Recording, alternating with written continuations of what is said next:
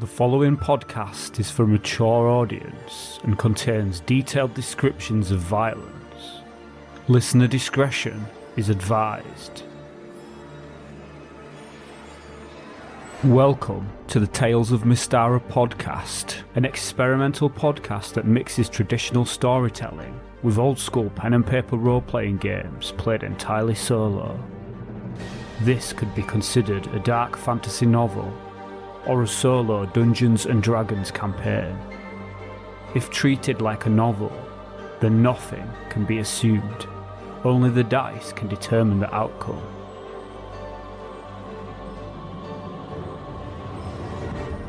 It cannot be known whether a character will live or die. Nothing is precious. No one is safe from the roll of the dice. If treated like a tabletop role-playing game, there are no players. There is no dungeon master. There is only me, the rules, and the dice.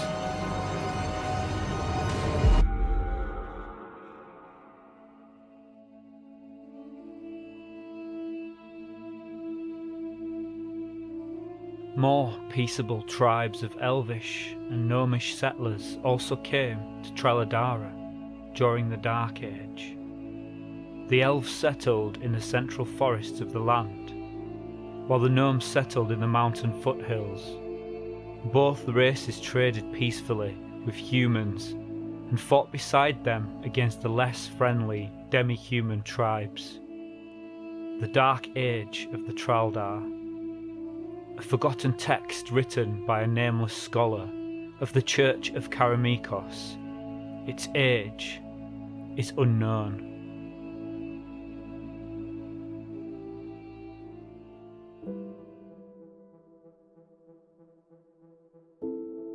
Date: Solidane 7, Claremont, AC 1000. Time: 4:33 PM. Party status: Claudius, 4 hit points. Theodore, 4 hit points. Elmo, 5 hit points. Ilyena, 2 hit points. Yolanda, 4 hit points. The party is in a square 40 foot by 40 foot room with doors to the left, right and ahead. Candles burn in sconces on each wall, signifying someone's or something's recent presence. As soon as Ilyena steps into the room, a vertical wall of whirling blades made of magical energy suddenly appears, blocking any further progress. The blades are quick and the wall is 5 feet in thickness. Unless they go back the way they came, there is no other obvious way through. This is magic, Claudius says with disgust. Yolanda searches for a secret door. She searches the northwestern corner of the room, checking 10 feet of wall space at a time. North section of the wall. Nothing. West section of the wall. Still nothing. She moves to the south end of the room to search there. South section of the wall. Nothing. Wandering monster check. A wandering monster is indicated. Yolanda begins to search the west section of the wall when suddenly a giant hairy goblin enters the room from the door on the east wall, straight ahead of the rest of the party. It is a bugbear, and bugbears are very stealthy creatures who can surprise the party on a roll of 1 to 3 on a d6. The party is surprised and does not notice the bugbear enter. However, the blade wall lies between the bugbear and the party. I will roll to determine how the bugbear reacts using the monster reaction table. The bugbear is uncertain in regards to the swirling wall of blades in front of it, so it doesn't take any action during the surprise round. The party notices the bugbear's presence now, except Yolanda, who is too busy searching for a secret door.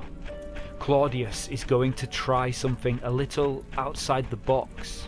He will hold his shield out in front of him and carefully push it into the blade wall in an attempt to push one or more blades towards the bugbear. I figure because he is the most intelligent character with a shield, and he is also quite wise and has a +1 wisdom bonus, it's likely he would come up with a plan like this. I'm going to roll an intelligence check for Elmo and Ilyena to see if they come up with the same idea. Elmo also attempts to use his shield to direct the blades. I will roll initiative at this point. Bugbear 6, Party 2. I will roll on the monster reaction chart to determine the bugbear's actions. I help you. The bugbear says. Zrak help get past knives. Zrak? Ilyena says curiously. Zrak hungry. Can't find food. At this point, the party notices the bugbear appears quite emaciated.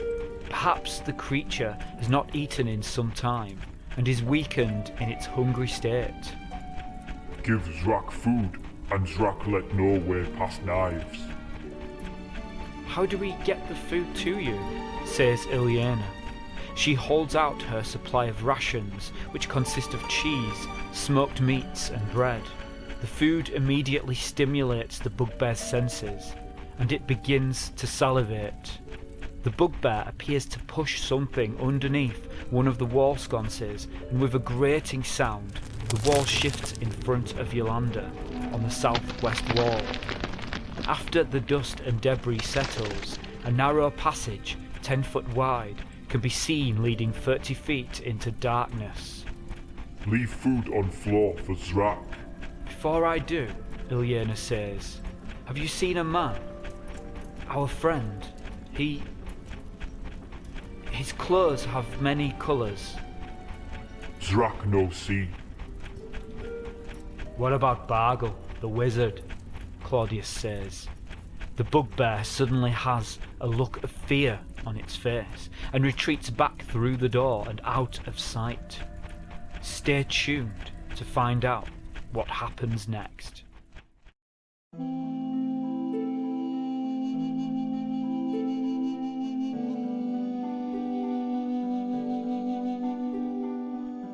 Theodore Ivanos is a human magic user of neutral alignment from a penniless background.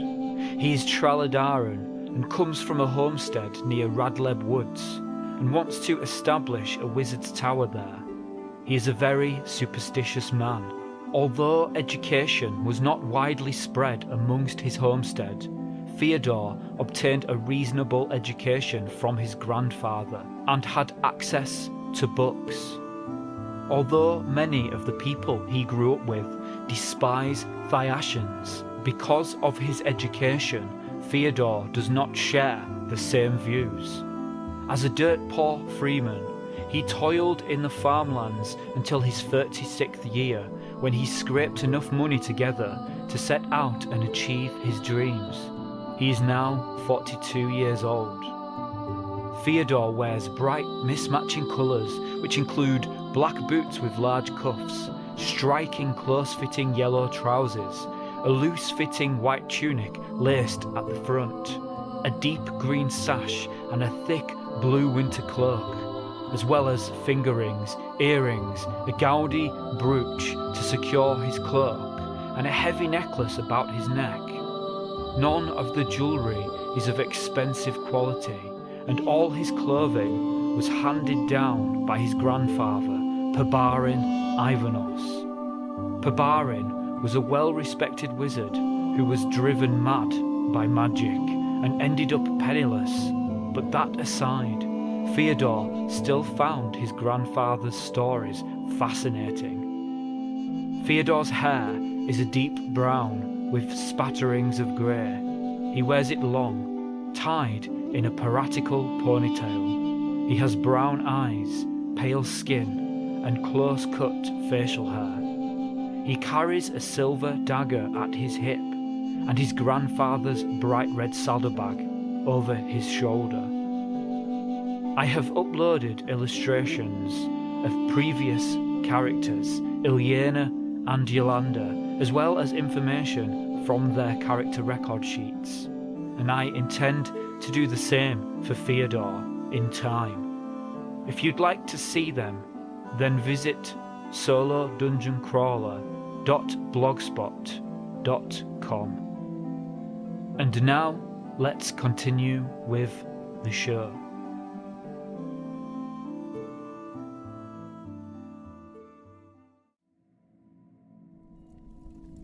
The party enters the narrow passage. Ilyena drops back and lets Yolanda take the lead, as her better sense of direction may help the party find Theodore. Ilyena's torch burns out, but Yolanda lights a torch of her own as she leads the party carefully along the dark passage. I have marked an X on my map, which I am producing on graph paper. The X indicates the position that Theodore fell through from the upper level. Yolanda is attempting to lead the party to this position on the map, so they can rescue Theodore and get back to safety. Yolanda leads the party 30 feet along the passage. The passage turns left sharply, and the party continues a further 30 feet. Suddenly, the wall slides across the passage behind the party, blocking their return. "Well, that's not good," Yolanda says. "Keep moving," Claudius responds. Wandering monster check. No wandering monster. The party continues along the passage a further 30 feet, and then they rest for a turn. No wandering monster appears. They continue a further 30 feet. At this point, the passage turns right at a 45-degree angle. It also widens and is now 20 feet wide. "We're trapped. We are getting further away from where Theodore fell," Ilyena says. "What choice do we have? We can't turn back," Yolanda says. Will the party ever find Theodore? And even if they do, how will they make it back out? They are now very deep in the dungeon levels below the ruins of Castle Mystara. At such a low level of experience as adventurers, will they even survive? Find out next time. But stay tuned, and after a short break, I will read out some listener correspondence. Are you looking for a D&D podcast with a dark side? Something more like Game of Thrones and less like Monty Python? Tale of the Manticore is part dark fantasy audio drama, part solo D&D RPG. There's no plot armor here. The dice make all the important decisions. Join me as I resurrect the excitement, wonder, and emotion of old school D&D. Made for a mature audience, Tale of the Manticore is both a fiction and a game. It's the story where chaos rolls. Hi, I'm Chris Guthrie, and I'm the host of the Roll for Equality podcast.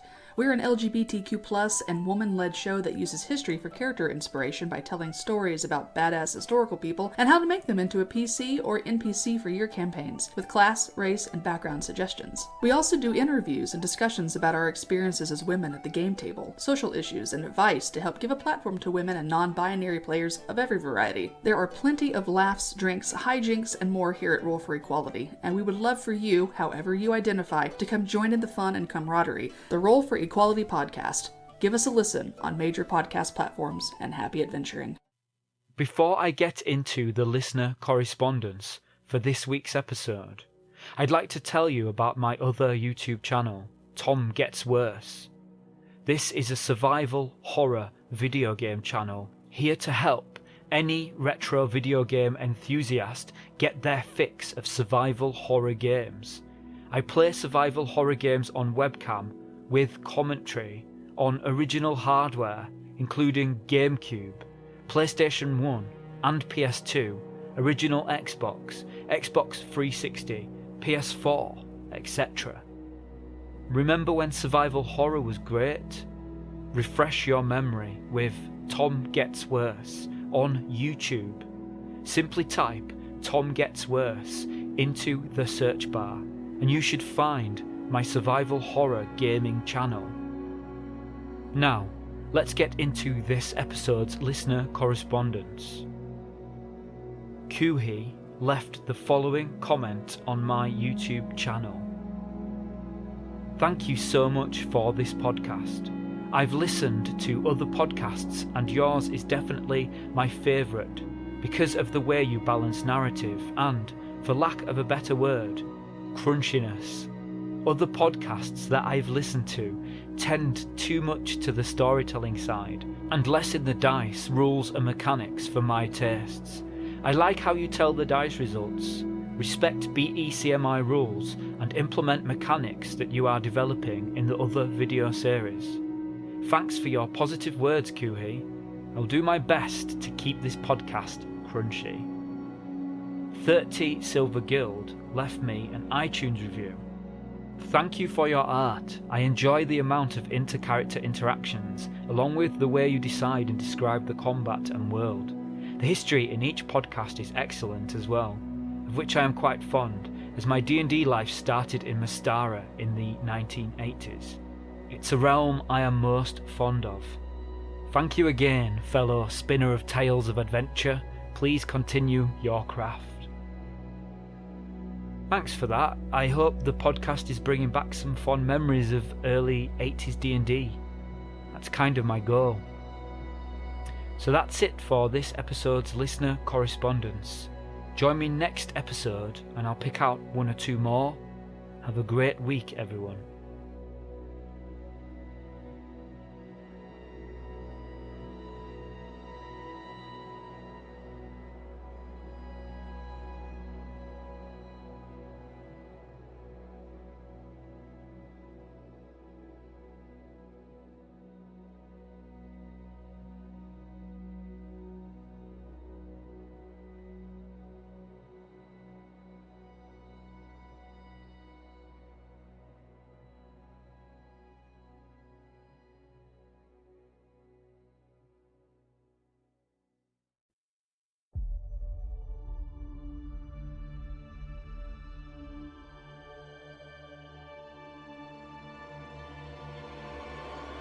You have been listening to the Tales of Mystara podcast. I sincerely hope you have enjoyed this episode. If you have listened on YouTube, then I would appreciate you taking the time to subscribe, click the like button, and let me know your thoughts in a comment. If you have listened on iTunes, then I would appreciate it if you would leave a 5-star review. These things really help, and they let me know that the work I put into this podcast is worth it, and that I am making content that people like. After all, that's why I'm doing this. Once again, thanks for listening. I'll see you next session.